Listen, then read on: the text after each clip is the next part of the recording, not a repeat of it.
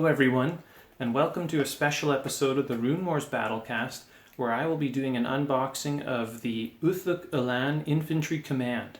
And if they're half as good as that rhyme was, they won't be very good at all. Let's see what kind of interesting upgrades and flavor these lieutenants bring to their army. Without further ado, let's begin.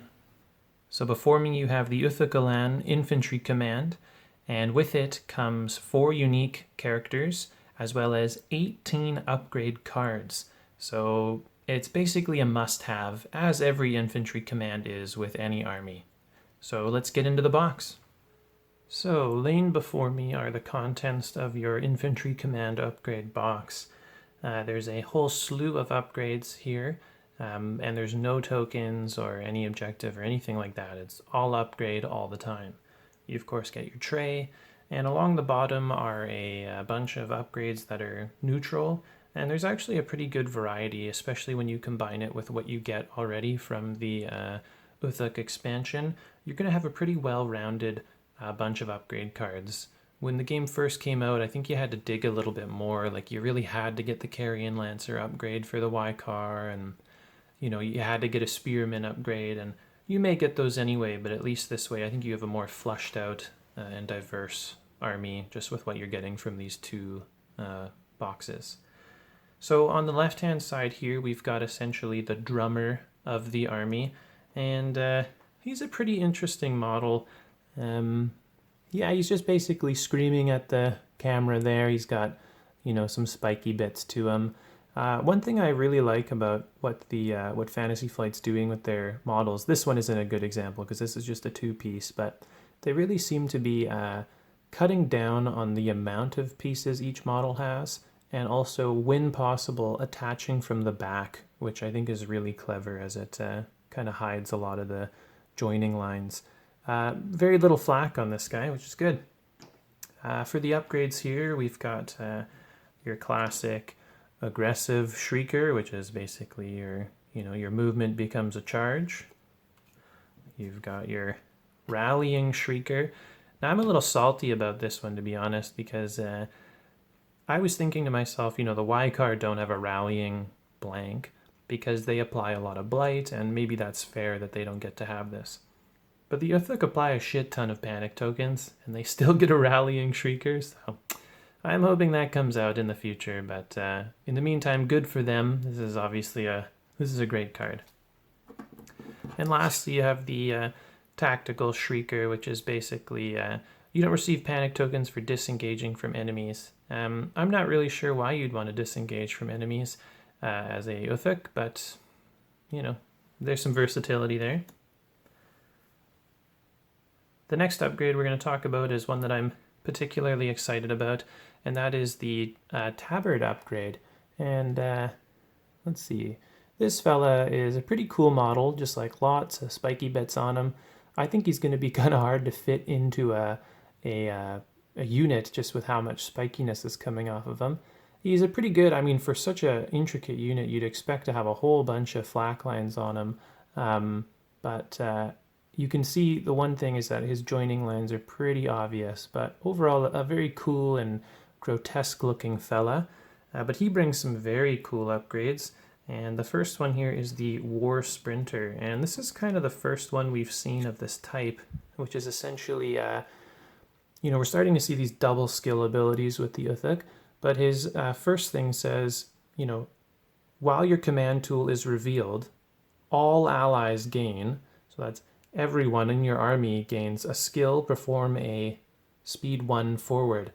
And they don't have archers or anything just yet, but this would be super cool for factions with archers. And there's always use to moving forward one by one, especially if other units are performing skills that are applying tokens or whatever the case may be. And then it says you also gain skill, perform movement forward based on the unstable runes. So if you had this in a group of berserkers, your potential movement is pretty amazing if the unstable runes line up for you. Unfortunately, he just has 1 health, 1 wound though, so pretty easy to take out. The next upgrade here is called Rage Spine, and it's a pretty cool card. It says, after an enemy at range 1 to unstable suffers the effects of a morale card with 1 morale symbol, you may also suffer the effects of that card. If you do, that enemy suffers the effects on that card twice. Now, if you think about what cards that's talking about, what immediately comes to mind is that gain 2 panic tokens. So, if you just gain 2 panic tokens, they'll gain 4 panic tokens. And this applies to immobilization and stun, and I'm not sure if I'm totally into this card, but I like the idea, it's like self-flagellating or something. They're taking the heat, so you take even more heat. Interesting. The next one here for the banner upgrade is probably my favorite, and that's the Banner Scamp. And it says, when an enemy at range 1 to 5 would suffer a morale test, you may instead cause it to receive panic tokens equal to the severity of that test. Limit once per round. After an enemy at range 1 to 5 performs a rally, it receives a panic token. And that's after it performs a rally. So basically you can stop someone from getting rid of their panic tokens. And panic are so interesting for the Uthuk because their spine threshers get rerolls if enemies have panic tokens on them, and so keeping them with panic tokens even after a rally is very exciting. But the ability to give them panic tokens instead of the severity of their panic test is very valuable. I've had a number of games where, for example, I've already reformed them and retreated them, and I draw it again, and it's like, I don't want to do that again. I would much rather give them panic tokens to save for later. And having panic tokens, as I just said, is really crucial for the Uthuk. It also allows you to do something very cool, which is if you roll dice that have panic symbols on them, or if you have panic dialed in on your secondary dial, it makes it so that you can convert them into panic tokens. One thing that happens often is you dial in 1 panic on your secondary dial, and 1 panic on its own can, a severity 1 panic test is not very scary, but over 3 rounds when you're stacking them up on them and your dice are rolling tokens, this allows you to really cash in on, and build up the threat. And I really like this card. Great card. So the next guy for the Uthuk is their melee specialist, I guess you could call him. I'm not sure if there's a better name for it. And he is the pretty, I think the iconic one for this expansion. The dude with the big arm, and it's big. And he's actually a great model. And if I can only bring it into focus here for you. There we go. Yeah, great model. This highlights this whole joining from the back thing. The skirt slots in from the back, but you wouldn't really notice looking from the front, which is really nice.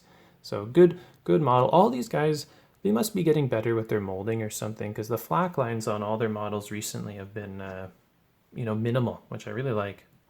So the first upgrade we'll talk about here is the Grotesque Slasher. And this upgrade card says, after this melee attack, you may exhaust this card to roll 1 blue dice. If you roll a hit, they are stunned. If you roll a surge, they're immobilized. Then this figure may suffer a wound to ready this card. And this is cool. Champion slots are few and far between, and crucial. They're just so damn crucial. So I don't know if I would necessarily give up the slot for this fella here, I'd be more inclined to take something else, but it's a cool card. I like the versatility, and either way, they're not really getting away from you if you apply either of those, so that's cool. The next one here is the Mutilated Grotesque. After a melee or ranged attack, you may exhaust this card to add a panic. When an enemy engaged with you suffers a morale test, draw an additional morale card, even if this card is exhausted. And for 7 points, I just don't think this is doing it for me either. Drawing an additional morale card is cool, but it doesn't necessarily mean anything if you can't use it with the panic tokens they have on them. So 7 points is a bit steep. I think I'd rather have something else. The last upgrade here is probably my favorite for this fella, and it's the Cacophony Reaver. So it says, play with the top card of your morale deck revealed. Lethal X. X is the number of morale symbols on your revealed morale card. Now this is cool. I mean, it's giving you a lot of information. Not only is it revealing to you what panic check the next thing you initiate is going to be, but it's also giving you lethal up to 3. And with the other Uthuk cards they have and upgrades, you actually have a pretty good command over what panic cards, cycling panic cards and such. Like, you've got a pretty good idea of what's coming next. So I like this one. 6 points. It's a bit steep, but really cool. I'd love to add lethal 3. The only problem is he's got 1 wound, 2 armor, and if you've seen my videos recently, upgrade figures do not last long in units, but very cool.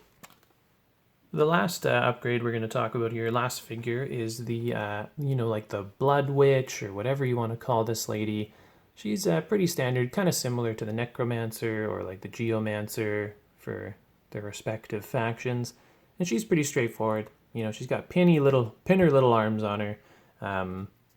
But, good figure. Again, skirt slots in from the back, so you can't really see any of those joining lines. But she's cool. She's got dreadlocks. I like her. I think she's simple.